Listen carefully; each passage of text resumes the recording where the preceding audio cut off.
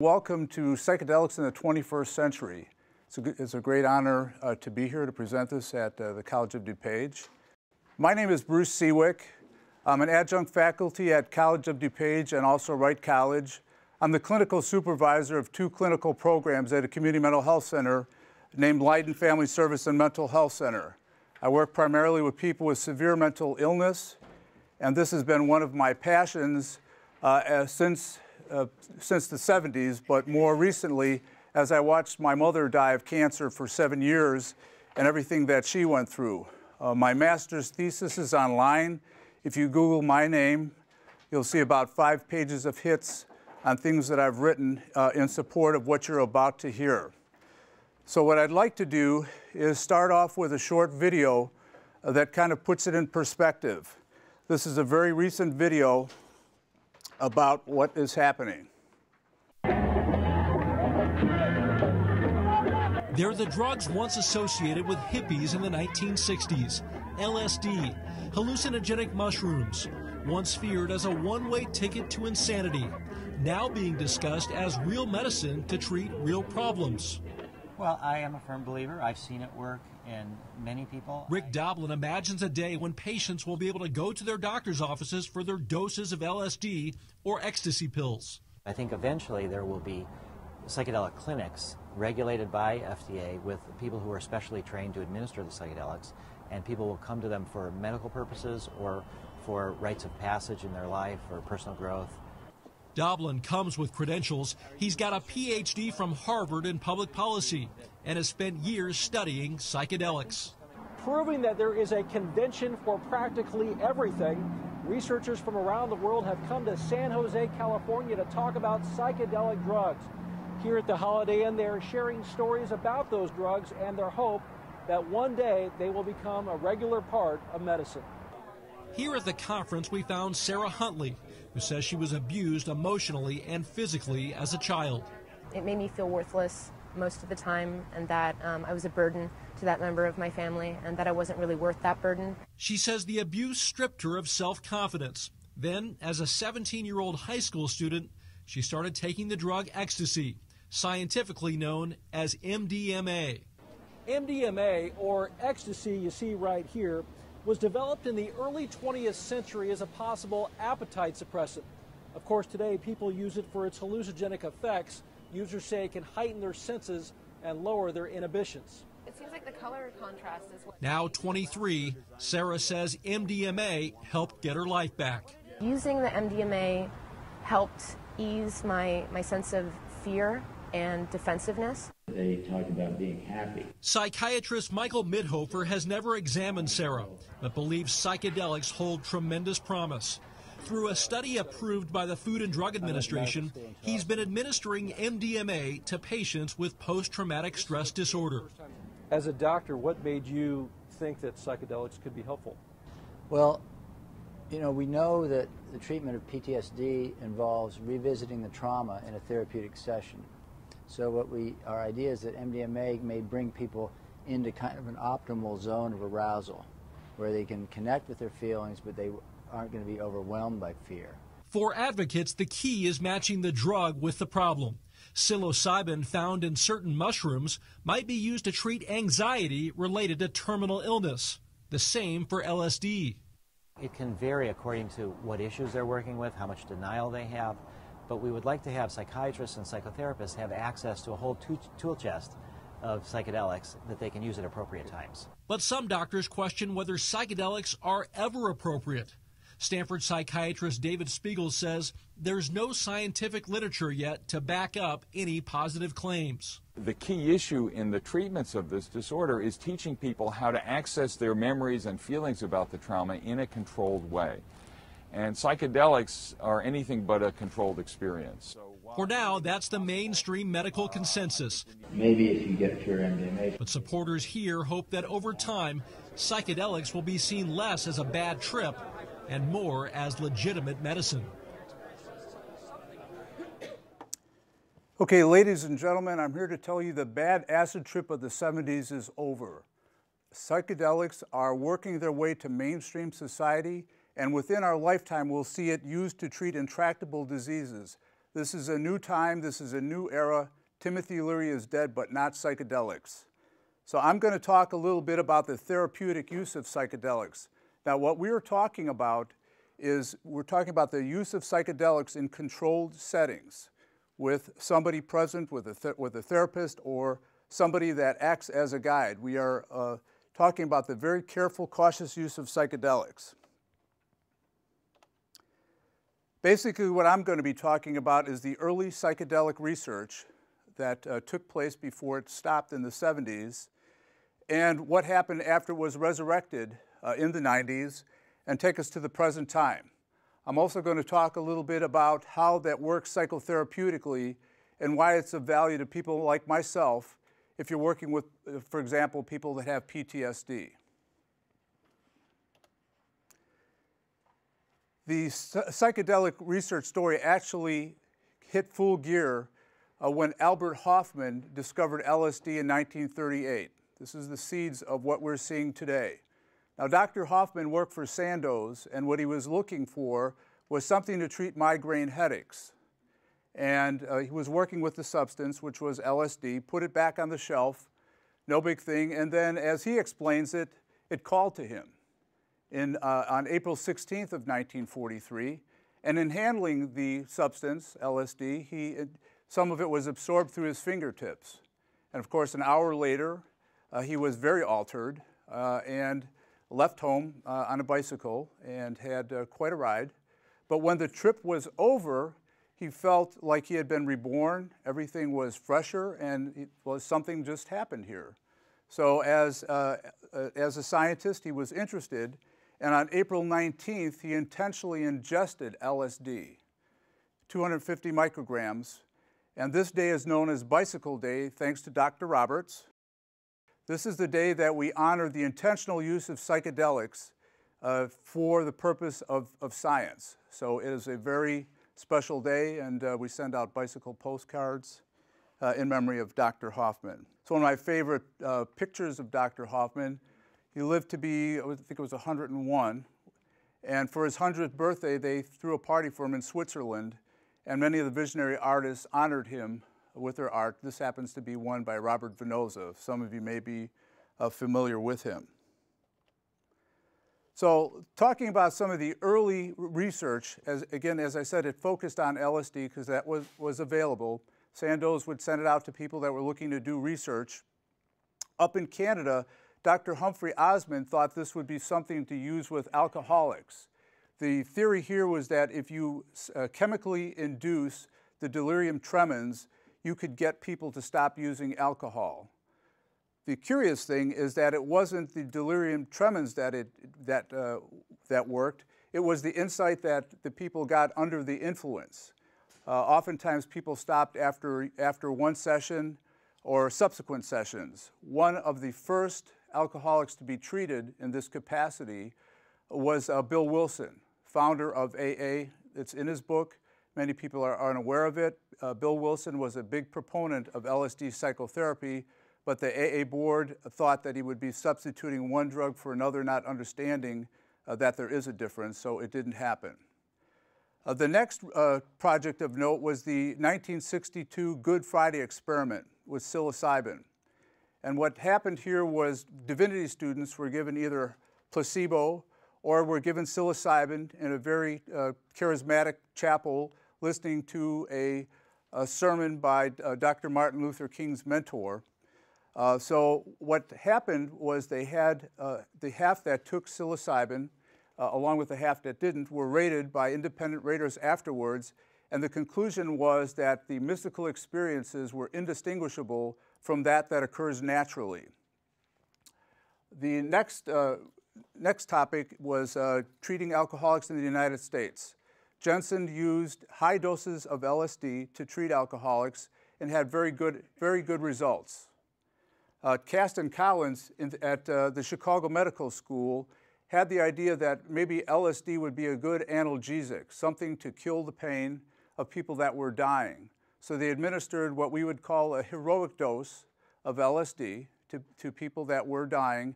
And what they found was that the mystical spiritual experience they had allowed them to die with less emotional pain, because when somebody is not experiencing emotional pain, it impacts your physical well-being. So they are able to die less opiated and more conscious. So this actually started in Chicago in 1962. Now, the other interesting thing is that I'll be talking at the end of this lecture about research that is in some ways a variation of this early research. The early research was very good, and there were over 1,000 papers written on psychedelics. When I was an undergraduate for psychology at the University of Illinois, psychedelic psychotherapy was in my textbook. Psychedelic and psycholytic, and I wanted to be a psychedelic therapist, but we all know what happened. The last one I'm going to talk about that took place toward the end of the 60s, targeting regressed and autistic children using psychedelic-assisted therapy. In Europe, there was psychedelic therapy going on at the same time. Two researchers of note, the first one, Dr. Milan Hausner, in just about a decade, did over 3,000 psychedelic sessions using LSD. The dose ranged anywhere from 30 to 400 micrograms. Some of the higher doses, some of the higher sessions were 60, with an average of 5 to 20 sessions. There was also the weekend hospitalization option, which was available every 3 to 4 weeks for those that were unable to do it during the week. So again, he did over 3,000 sessions with no problems. A more well-known researcher, Dr. Stanislav Grof, did LSD research in Czechoslovakia. Many of his clients, patients, were victims of the Holocaust. So he was treating them with LSD with very good results. He came to the United States to head up the Maryland Psychiatric Research Center in 1967, and based on his experience, he developed, along with his fellow researchers, what they called psychedelic peak psychotherapy. And this is very much from the Maslow pyramid that you may be familiar with. So what they were looking to do was to give people a peak psychedelic experience using 450 micrograms. He himself had administered over 4,000 sessions, and this research in Maryland was one of the longest sustained studies of psychedelics in the country to date. Again, with no bad results, no ill effects. So that brings us up to the sequel. Now, what transpired between then and now was the 70s, was the reaction to the 70s. Psychedelics were associated with the counterculture, with the anti-Vietnam War movement, and so what happened was in 1970, the Controlled Substances Act basically classified drugs into 5 categories and put just about everything I'll be talking about in a Schedule I, which means it has no medicinal value and high abuse potential. Made it very difficult to do research. Nobody listened to the scientists. The thing that they were so afraid of continued out on the streets, and basically we lost 20 years of research. But here we are today talking about research as we're sitting here. In order to understand the research process and how things end up in the public domain, you have to look at the 4 phases of research. Phase 1 is less than 20 subjects. Phase 2 is 20 to 300, and Phase 3 is over 300. Phase 4 is the post-marketing surveillance. So let's look at the substances that we are talking about. Starting with LSD, we've gotten as far as Phase 2.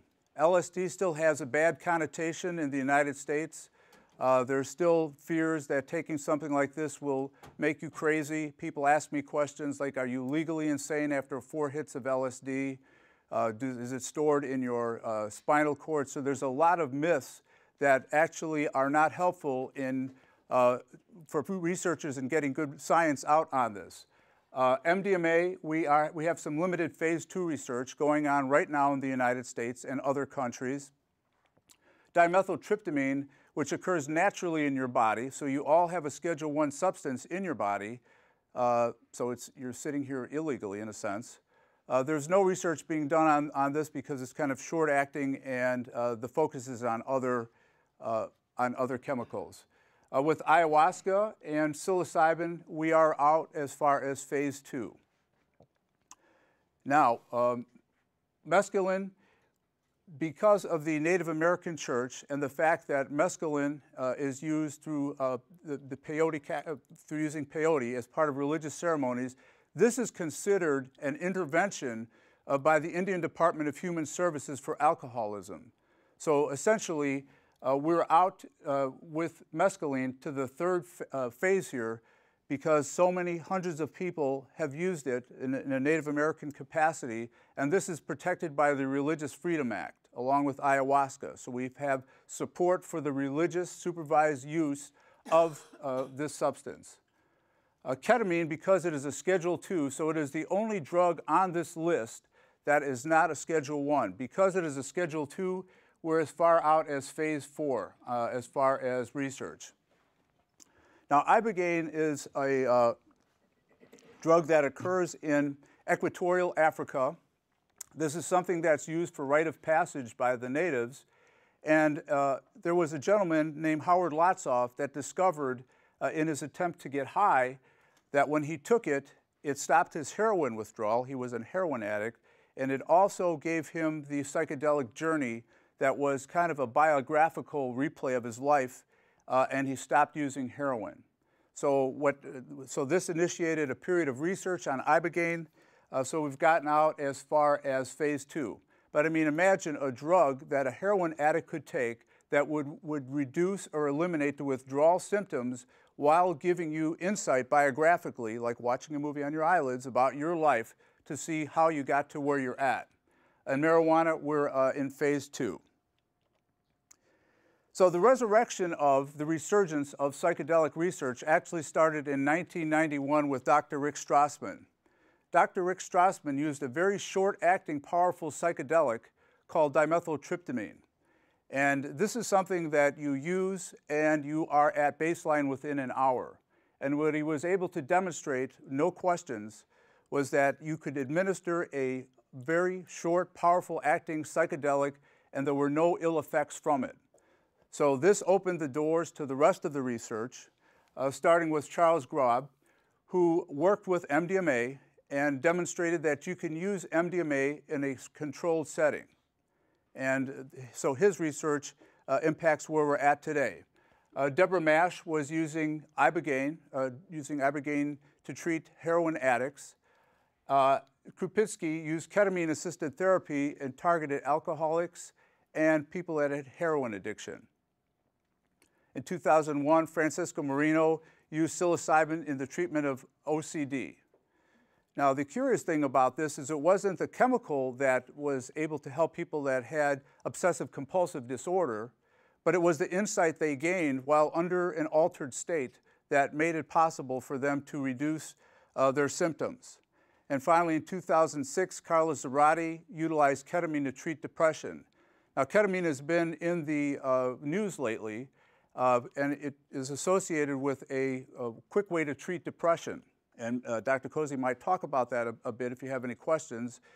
But there is interest that you get a pretty fast result using ketamine. And then the groundbreaking and very well publicized 2006 research looking at psilocybin and how that impacts people as far as meaningfulness. There were 24 volunteers in this research, and I think the title kind of says it all. Psilocybin can occasion mystical type experiences having substantial and sustained personal meaning and spiritual significance.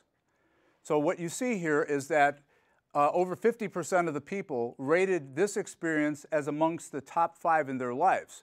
Now, the thing you have to remember is that not all of this is a pleasant experience, and neither is therapy. So it is not necessarily related to it being a positive experience, but a meaningful experience. You see here that about 20% rated it as the single most important meaningful event in their life, and about the same amount for the top 10. A little more than 20% thought it would be something they would do in 5 years, and less than 10% once a year. So this was, it was on the news, and this kind of spread the word that here you can actually facilitate an experience using a chemical that has been around in its natural form for centuries as magic mushrooms. And what were the comments on it?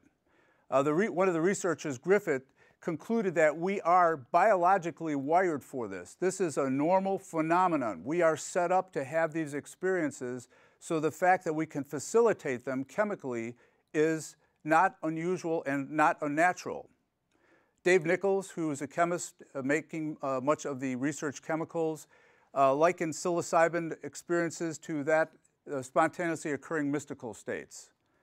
And Harriet DeWitt, who is actually doing research on psychedelics at the University of Chicago at this time, said it is time for the psychopharmacologists to open their minds and their laboratories to the full domain of human drug experience. So this brings us to treating PTSD with MDMA.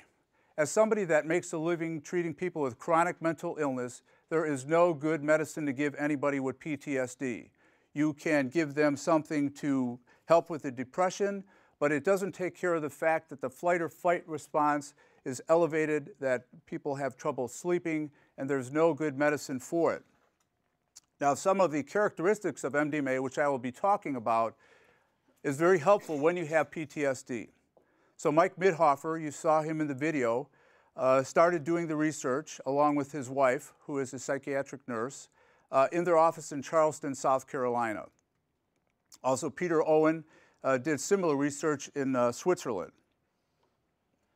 Now, what is a protocol? What does it look like when you treat somebody with psychedelics, in this case, MDMA? What you have to understand is this is not something you take every day, not something you take every week, not necessarily something you have to take every month. This might be something you end up taking a couple of times in your lifetime. So this is a whole different mindset than what the pharmaceutical companies would have us do. They would want us to take medicine every day. This is not that protocol. So according to Mike Midhofer, whom I've met and talked to many times, this is a non-directive approach. The client does the work. Basically, you are there to support the emerging experience. There's alternating inner and outer focus, and you have the opportunity to talk to the therapist if you need to. The patients wear eye shades, so they go internal, and they wear headphones with music to structure the trip. Because what happens here is depending on the music you add into the headphones, if you have something that is cathartic and kind of rises, it has a resolution and tapers off, your mind will kind of follow that. And if you're presenting, if you're working on a problem, it'll follow that path. The emphasis here is on experiencing the emotions and staying with them, even if they are uncomfortable. So the question is just kind of stay with it. Very much like mindfulness therapy now, which was laughed at in the 70s, okay? And now it is a therapeutic modality. So as Mike Midhofer says that this then becomes a template to refer back to. So for the first time in their lives, since the event happened, the traumatic event happened, these people felt safe in their body, and they're able to remember it and revisit that by thinking about it. So this acts as a template. If you're feeling sad and you remember a happy Christmas, you're going back to that template. So this gives them the opportunity to do that. Now here is a graph of the impact and the statistical significance of that. Two ways of measuring the effects of PTSD. This is a clinician-administered scale that measures the specific symptoms of PTSD. So the dotted line is the placebo. The solid line here is the MDMA. And you see here a very substantial drop in the symptoms of PTSD after 2.5, 3 weeks, a very substantial drop as compared to the placebo. Another way to look at the impact of PTSD on the person is the impact of event scale, the severity of how it impacts your functioning. And obviously here, the higher the score, the more it impacts your functioning. So looking at, again, the solid line here for MDMA versus placebo, again, very statistically significant, approaching 2.5 and 3 weeks. What happens with MDMA in the body? This is the interesting thing. It increases the oxytocin levels. This is known as the love hormone. This is what the bond between the mom and the child. This is a nice, warm, bonding feeling that sets the stage for the therapy. It also increases functioning in the ventromedial part of the brain. So the front part of the brain, the processing is increased here, while the fear that's part of the reptilian brain and the amygdala is reduced. So think about that. You've got the processing is increased.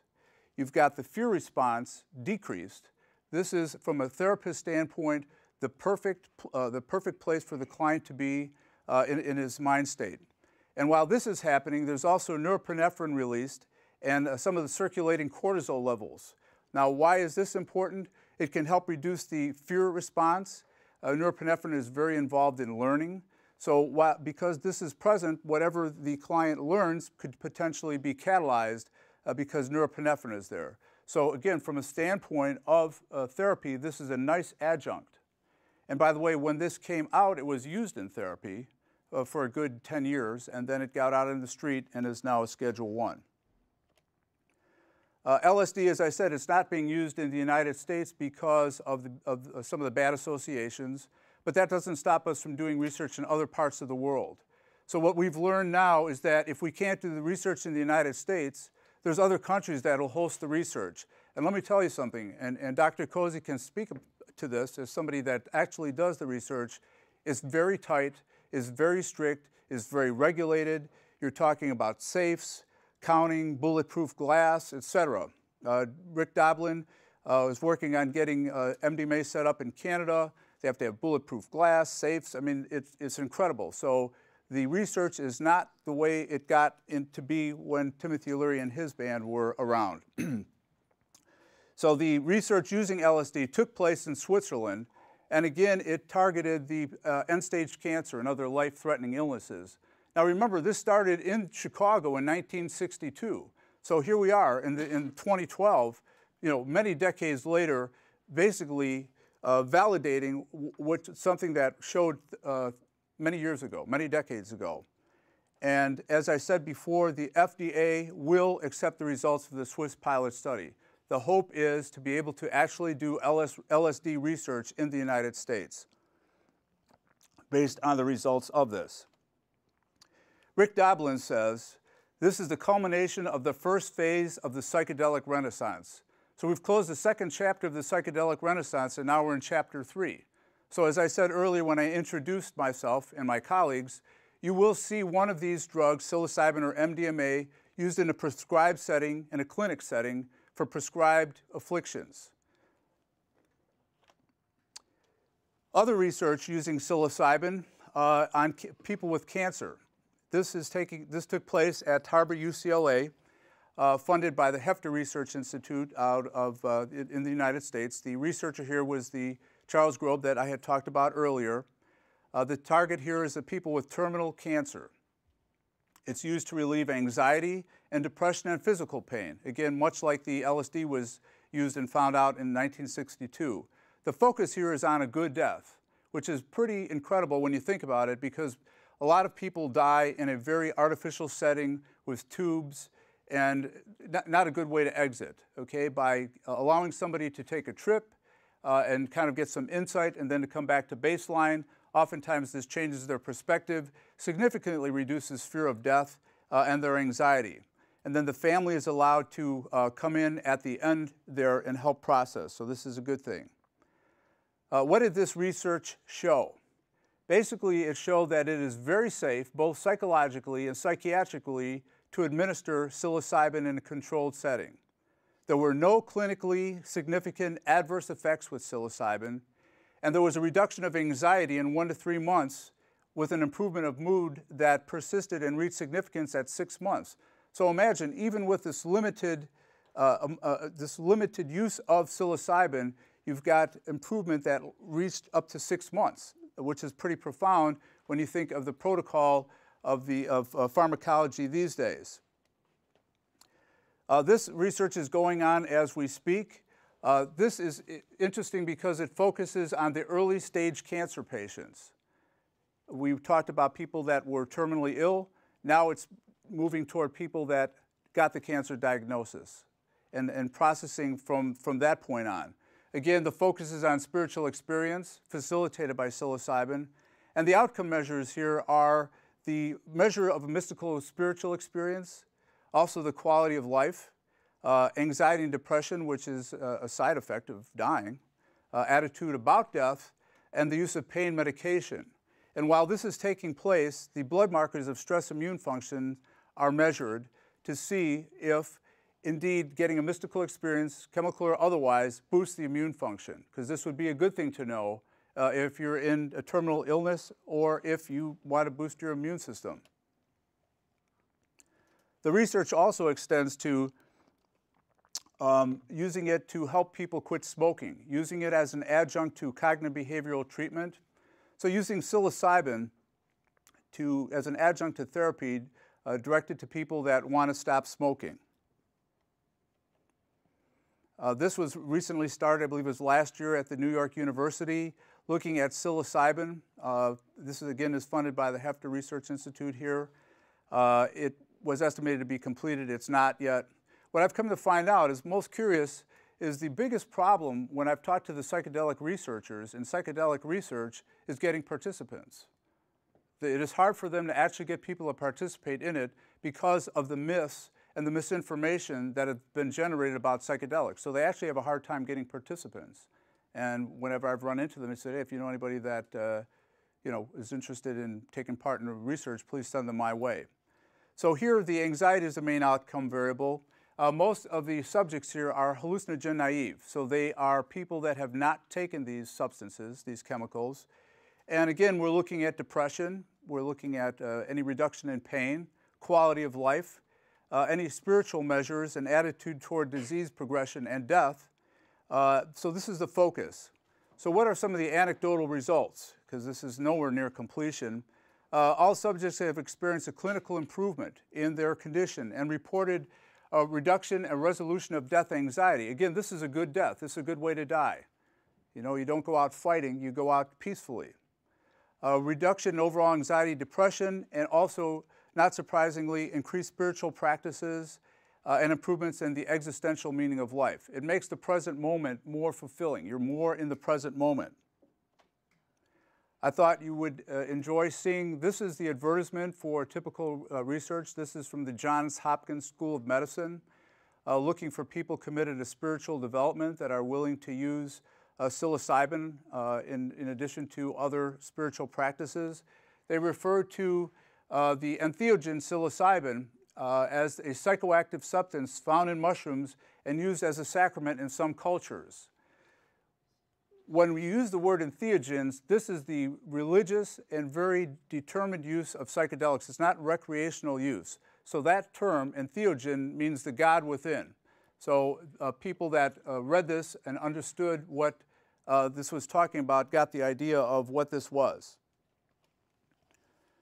Another project that was recently completed is starting to answer the question of what happens when you ingest psilocybin. Why is this such a good adjunct to psychotherapy? What happens in the brain that makes this such a valuable tool? And this research was just completed in England. What they found was that the psilocybin activated autobiographical memories in the brain.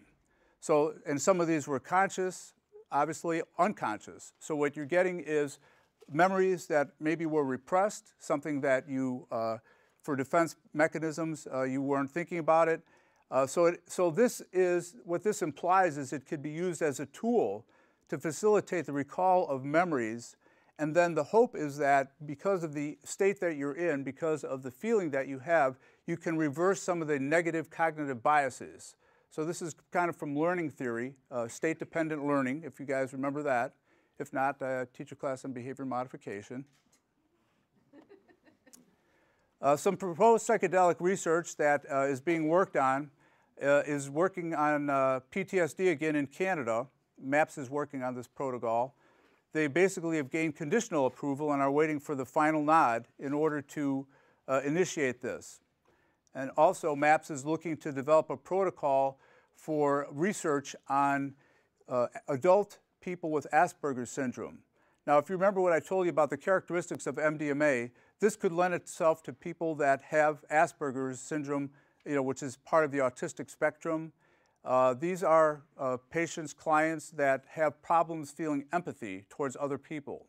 This is something that's very difficult. So if you give them a chemical that increases their empathy, you know, the thought is this maybe would change their perception. So this remains to be seen. They're just working on this protocol. The study about using MDMA in PTSD is expanded now. Mike Mithoefer is going to focus on the people that have been in the Iraq and Afghanistan wars. He's looking to increase it to 16. He would like half men, half women. And then as he's working that, he would like to increase it to from 16 to 24 subjects, and maybe look to get approval. You have to get approval for this at each step of the way. So if the research is approved for 16 participants, that's it. If you want 24, that's another process to go through. If you want to include first responders, firefighters, and police officers, that's another step. So as I said, the research is extremely tight. So the thing that makes this research interesting is that the PTSD, the impact of the MDMA on it, would be assessed after the second experimental MDMA psychotherapy session. And what this will do is we will find out if the most efficacious protocol would be to do 2 or 3 administrations of MDMA. And again, there is some research showing that booster sessions might be needed from time to time, not any different than therapy. You go through therapy, you get some relief, something else happens, you come back again. So what's happening in psychedelic psychotherapy? I want to talk about it as a therapist, somebody that makes their living doing this. Just like any other kind of therapy, you have to facilitate a therapeutic alliance. Your client has to be able to trust you, and this especially has to be the case when you're using a psychedelic, which is an altered state of consciousness and increased awareness. A lot of attention has to be paid to the setting.